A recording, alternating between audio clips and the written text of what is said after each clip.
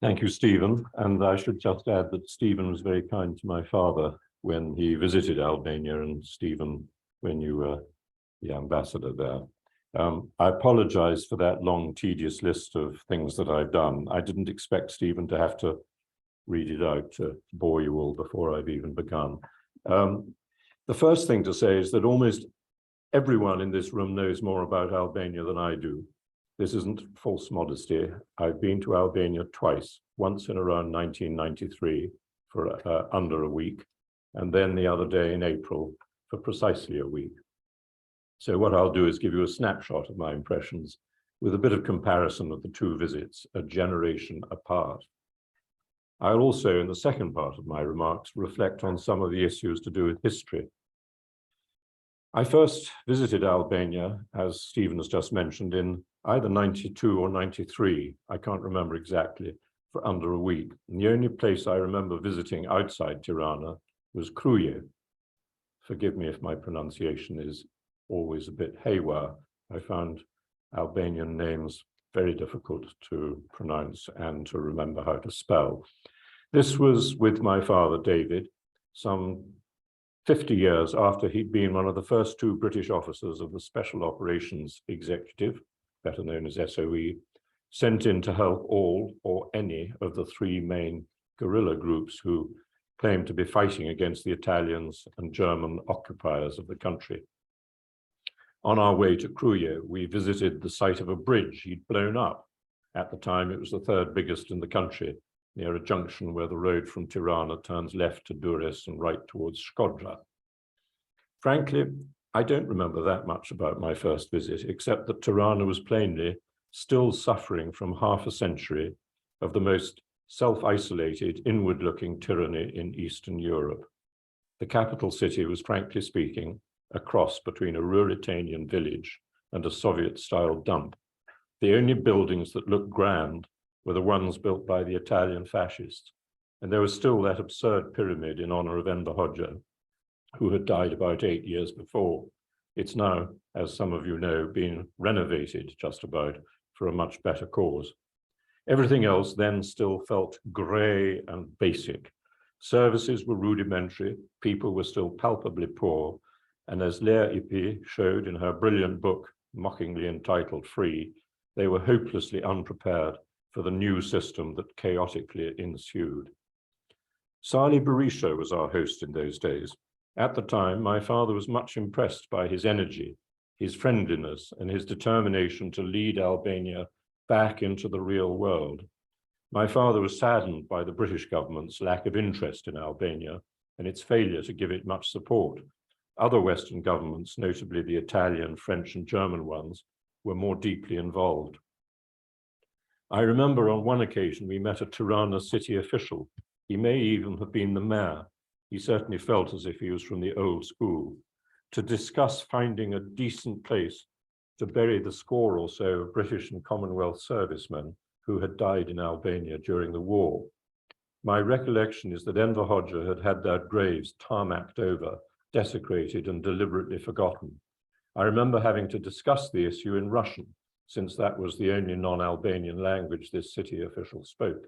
He'd been educated in Russia, and I too had spent some years in the Soviet Union, mainly under Mikhail Gorbachev. Eventually, I'm glad to say, a proper cemetery was assigned. My other sharp memory was of meeting a daughter of Abbas Kupi, the Zogist leader whom my father had admired and had worked closely with. As a mere girl, she had been interned immediately after the war in a labor camp for political undesirables. She had languished there for 47 years until communism fell in 1991. She must have still been in her late 50s. She had retained her dignity, but I remember that she looked as if she were a good 80. In short, the place was still suffering from the effects of half a century of the most acute repression imaginable. I think I visited every single one of the countries of Eastern Europe and the Balkans, and all 15 of the states that made up the Soviet Union, most of them during as well as after the communist period. And I think it's fair to say that Albania was the nastiest, most vicious, most crazy, most isolationist, and most impoverishing regime in the entire communist world possibly with the exception of Cambodia under Pol Pot. In 1991, Albania must have certainly been the poorest country in Europe. My impressions this time round were completely different. I have to say I enjoyed every minute of it. Maybe I was carried away by the feeling of being in a completely different country, a whole generation on. Everyone was friendly and helpful. I was much impressed by the food and the service. I was impressed by how well people spoke English and a variety of other languages. People were incomparably better dressed, better fed, readier to smile. I felt I was in a country on the move. I'm very lucky to work for a magazine that covers the widest range of topics and has the widest range of readers, probably of any magazine in the world. 1.2 million subscribers, 60% in North America, 12% in continental Europe, about the same number in the United Kingdom, 10% in Asia. We have a superb weekly coverage of China and India, among other places. So doors do tend to open wide whenever I go on assignments abroad, and this certainly applied to my recent visit. I had excellent conversations with the Prime Minister, several other ministers, the Mayor of Tirana, the leader of the opposition, several representatives of the unhappily divided opposition factions, several of the biggest businessmen, several of the key Western diplomats, a range of historians and journalists of widely differing opinions, and above all, an array of taxi drivers and restaurant waiters and shopkeepers and people one randomly bumps into. As a journalist, you obviously try to talk to as wide a range of people as you possibly can, not just the bigwigs. On this visit, I was very lucky across the board. I also, Stephen mentioned, made a foray to the beautiful city of Berat, south of Tirana, making detours so that I saw different bits of the country on the way. I make it a rule on a week's visit to any country to get out of the capital. Otherwise, you can get a very false picture. In Berat, I had a superb tour guide who showed me the old city and fortress, and I had an excellent briefing from, and a very good dinner with, a dynamic young man. I also noticed the drabness of the Soviet-style apartment blocks just outside the much beautified city, where a lot of the less prosperous people still live. Across Albania, not a single Albanian seemed reluctant to open up to me. Everyone I interviewed in a formal way spoke excellent English. We Brits, in that respect, are so spoiled. I should also say how grateful I was and how lucky I was that a number of distinguished Albanians and British people with a love of Albania, some of them here, generously gave me a bunch of contacts and tips that stood me in very good stead. I should single out Stephen, our former ambassador, Roderick Bailey, whose book on SOE in Albania in the war is surely the most authoritative, the Kadia family, whose father Ilya worked for the BBC after the fall of communism, who were generous with contacts in other ways, Errol Capri, another generous authority on the bleak history of repression under Enver Hoxha, Blendi Fevziu, whose biography of Hoxha may well be the best to date, Carolyn Perry, a wizard of tourism, I believe she's on the other end of the line in Tirana, who helped set up this meeting, and the aforementioned Lea Ippi, yet another generous scholar and brilliant chronicler of the end of communism and the crassness of the flawed version of capitalism that followed it, who arranged a number of valuable meetings. And I should also add that the European University of Tirana and its dynamic dean of International Affairs, Dr. Bellina Budini, was kind enough to let me take part in an illuminating conference on Albania and its role in the world, and to grant me a completely undeserved honorary doctorate, which I was nonetheless delighted to accept. Well, my most fruitful meeting journalistically, unsurprisingly, was with the Prime Minister, Edi Rama. By the way, you can punch in Albania in The Economist. I know it's very expensive. And I wrote a Charlemagne column, which is a sort of weekly feature in the European section, much of which repeats what I'm about to say. And also a slightly different article at the end in the culture and book section, which, as Stephen mentioned, is about memory and history, which I'll mention near the end of my remarks. I also said that meeting prime ministers and heads of government is very often not the most interesting journalistic event that one has, but it was on the record with Edi Rama, and so I'm not breaking any confidences that he may have given me. Many of the things he said will be familiar to you here. I'd heard him speak a few times elsewhere, most recently at Chatham House in London, whose governing council I've been a member, and I was impressed once again by his sense of authority and determination, by his forceful and articulate delivery, also by his sense of history and his wider interest in such things as artificial intelligence. He freely admitted that two main parties were not much divided by ideology, and that he was prepared to accept ideas from any point along the political spectrum, provided that they worked. He expressed admiration for Margaret Thatcher and Tony Blair, Angela Merkel and Gerhard Schröder. And in the Charlemagne column published in The Economist a few weeks ago, I quoted a Westerner who knows him well, describing him as, I quote, brilliant, visionary, eccentric, egomaniacal, and with a strong sense of his legacy in history. I also found him thoughtful, reflective, cosmopolitan, blunt and sometimes prickly, but also, when necessary, diplomatic. I was interested in his claim that Albania had never been on such good terms across the spectrum of all the other governments in the Balkan region.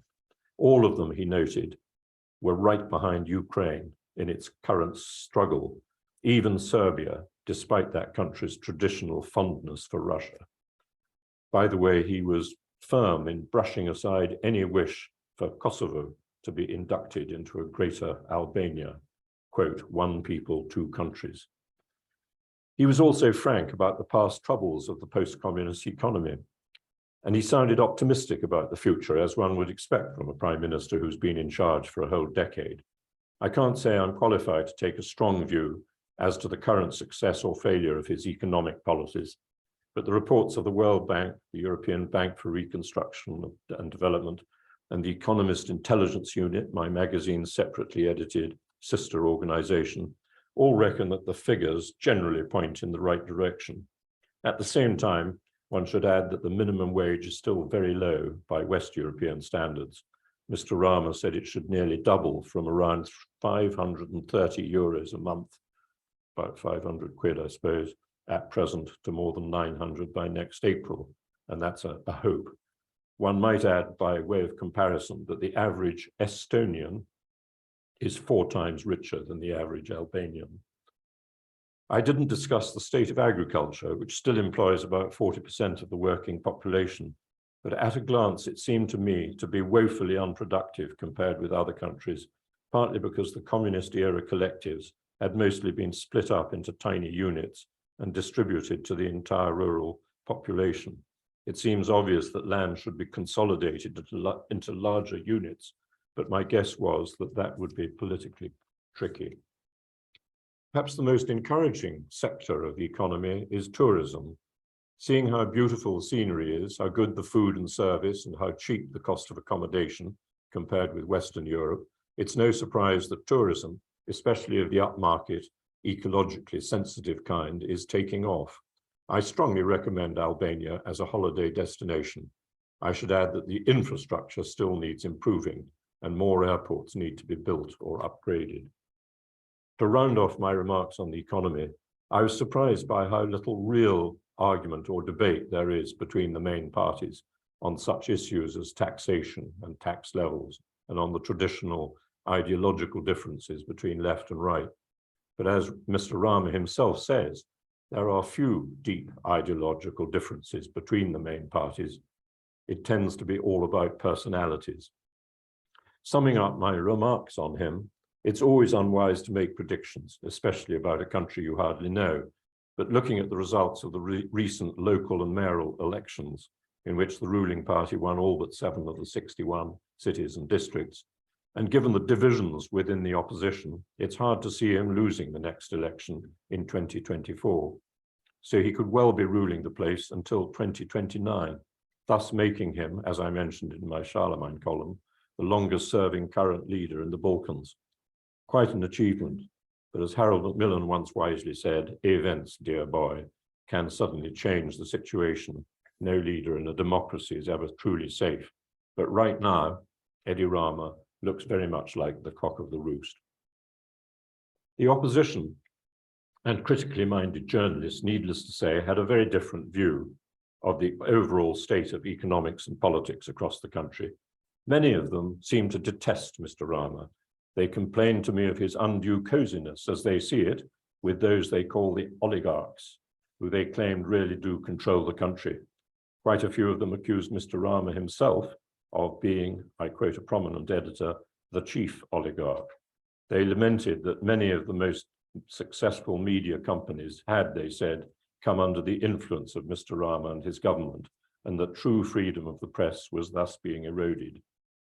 Mr. Rama tends to be understandably prickly when facing those sorts of allegations, pointing out that he himself once belonged to what he calls the journalistic community.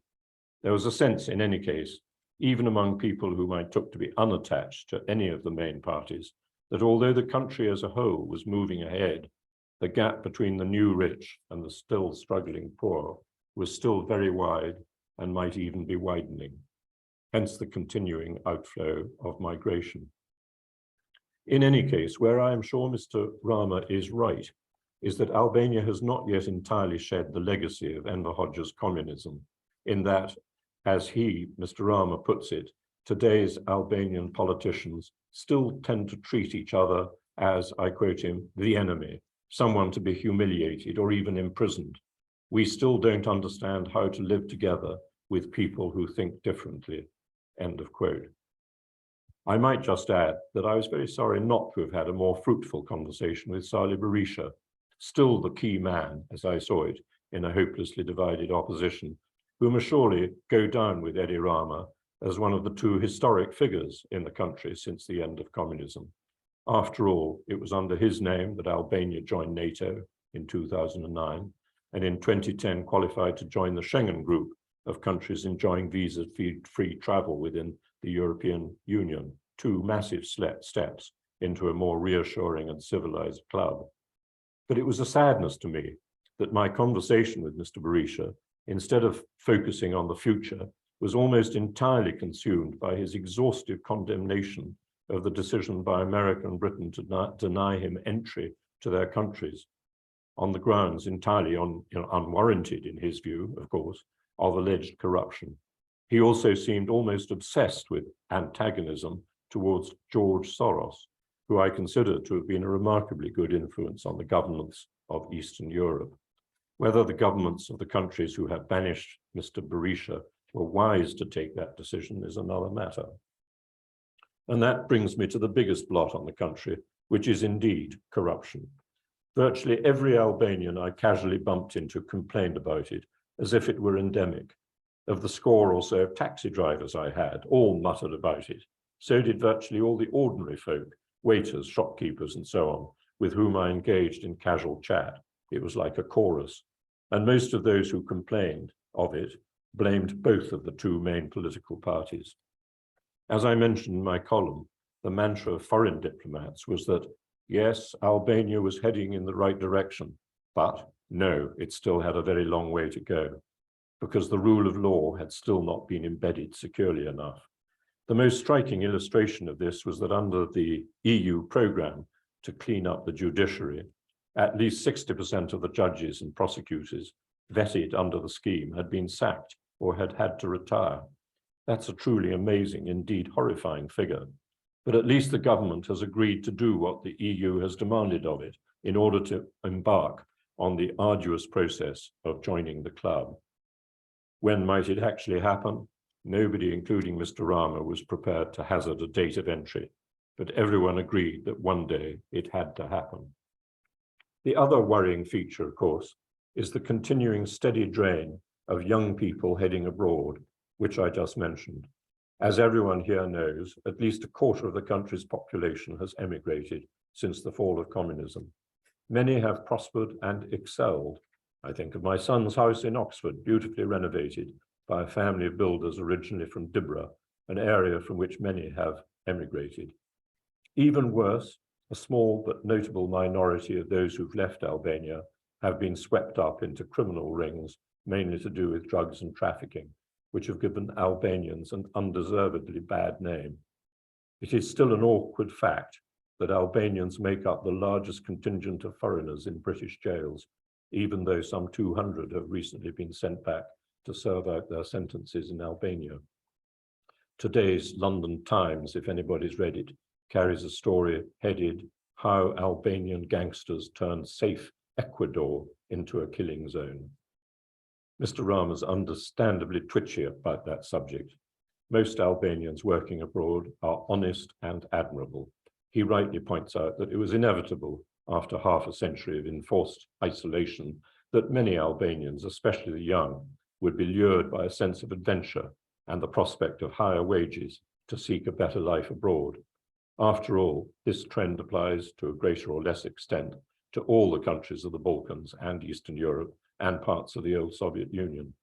And Mr. Rama insists that Albanians are also beginning to come back, bringing useful skills and experience picked up in the West. Let's hope he's right, but there's no point in hiding the fact, which has many causes, that a notable minority of Albanians abroad have got up to no good. Those of you who read The Economist may have also noticed a second article in the same edition, as Stephen mentioned, on history and memory, pegged to a visit to Bunkart, or to be precise, Bunkart 2, the spooky underground museum that commemorates the horrors of persecution perpetrated under Hoxha. The honest portrayal of past history in every country is a topic that has always fascinated me. Germany is surely a vastly healthier country because most Germans since the Second World War have had to look at their past under Hitler full in the face. Conversely, much of the social sickness of Russia, as I see it, is because Russians have never fully come to terms with the horrors of the Stalinist past and the extent to which so many of them must have been complicit in it. We in Britain are rightly having to look in the mirror and consider the lingering effects of slavery and colonialism. It is not an easy subject or an easy process. There is an argument for letting sleeping dogs lie, for consigning the past to the dustbin, for letting bygones be bygones. After all, it's never easy for any individual under the lash of tyranny to keep a completely clear conscience when it comes to keeping one's own family in good cheer, or even hanging on to one's own decent, if dreary, job. All the same, I think Fatos Lubonia, among others, Errol Capri, and others, who have bravely sought to persuade Albanians to face up fully to their past, are quite right. You cannot have a morally healthy society if the wickedness of the past and the causes of it are covered up or forgotten. I would recommend a remarkable anthology called Mud Sweeter Than Honey, edited by a Polish writer, Margot Rema, published to acclaim in 2018. It's a collection of memories and interviews of people who suffered under Hoxha. The remarkable thing is that it still hasn't been published in Albanian. My second article was pegged to that visit I mentioned to Bunkart 2, the underground museum where Hoxha could host his cabinet in case of a nuclear attack. In fact, he died a year before it was finished. I quote the creator of the museum, Carlo Bolino, an Italian media magnate who is friendly with Mr. Rama, quote, "Even today," he told me, "it is difficult to speak calmly about what happened in the communist period." The history of Albania in the Second World War, which led to the half-century of rule by Hoxha, is also worth exploring. It's a complex one. My father and his closest friends were convinced that Britain did too little to prevent the communists under Hoxha from seizing power, as first the Italians and then the Germans were chased out of the country. Roderick Bailey and others have shown that it wasn't as simple as that. The communists in Albania, to use the calculus by which Winston Churchill judged whom to support, did indeed kill more Germans than the others did. In any case, with Stalin as the West's chief ally in the fight to defeat Hitler, history seemed to be on the side of the communists. But at least there's a sense nowadays in Albania that the communists in the 1940s were by no means the sole patriots, and that from 1912 onwards, in the early years of seeking to secure Albania's independence, other parties and other figures had a genuine and merited following, even though at times in the Second World War, some of those leading lights were tempted into collaboration with the Italians and Germans rather than submit to the prospect of rule under Enver Hoxha. The notion fiercely argued by my father's closest friends that the Zogists and Balli Kombëtar had been betrayed by British communists and communist sympathizers back in the headquarters of the SOE has been shown to be much exaggerated, and the campaign by the British and Americans to send in agents after the war to fuel an uprising against Hoxha's regime was, in hindsight, based on wishful thinking, because the communist grip by then was too tight to loosen. Its failure certainly wasn't because of the treachery of Kim Philby, though he may have helped it to fail. I should have added in my script that my father did lead the second part of that British part of history between 49 and 51 in trying to overthrow the government of Enver Hoxha. All the same, I think it's true that too many of those who were prepared to throw British support behind the communists were blissfully unaware quite how horrible the new regime would be. And there's something circular, it seems to me, in the argument promoted at the time by the chiefs of the SOE and by the British government above it, that the Zogis and Ballis should not be sent arms because it would only fuel a civil war. After all, right from the start of the World War, the communists in Albania were determined to wipe out their rivals. A civil war was exactly what they needed and planned for. By 1944, when my father was parachuted into Albania on his second mission, it was already in full swing. The British, from the best of intentions, plainly did help the communists to win it. The result, in my view, was a lost half-century of misery and tyranny. But at last, Albania, whatever its legacy, is a free and independent country, still full of ruggedly independent-minded people. The snapshot I had in April suggests to me that it is heading in the right direction. It's a beautiful country, full of fascinating people. I very much hope to go there again. Thank you.